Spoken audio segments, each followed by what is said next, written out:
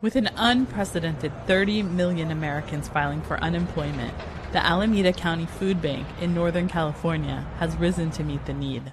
Staple items like potatoes, onions, apples, and pears, stuff that they can eat that's not just, something that's in a can. Sometimes we even provide dairy, which is nice, so it's a nice variety. Usually by the time we open, there's, between 40 and 50 cars already waiting for us to open the gates. Our emergency food helpline call volume surged right off the bat. It peaked at 1,000% higher, and we're still taking, well over 100 to 200 calls per day. About 50% of the people who are reaching out to us on a daily basis are reaching out to us for the very first time.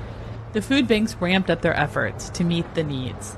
Funding comes from state and private donations. We are distributing a lot more food. Now, last month alone, we distributed 20% more food than we did the year before. We're able to buy a lot of food for pennies on the dollar. We buy in bulk. So even a small donation becomes a lot of food. It is a no-contact facility. Clients are able to stay inside their car, minimal talking, minimal information is taken.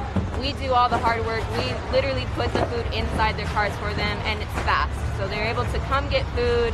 They've got to wait in a little bit of a line, but they get really good food, and it's safe.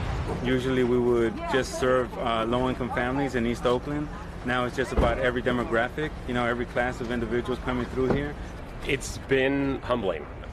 We are talking to a lot of people who are coming to us for the first time, people who just completely lost hours or they were laid off and didn't know where to turn.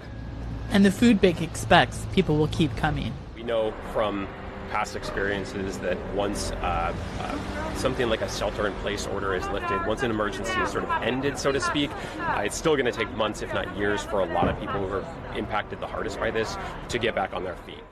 The staff stressed that all that is needed to receive the food donations is to show up. There is no type of eligibility requirement. For VOA News, Deana Mitchell, Oakland, California.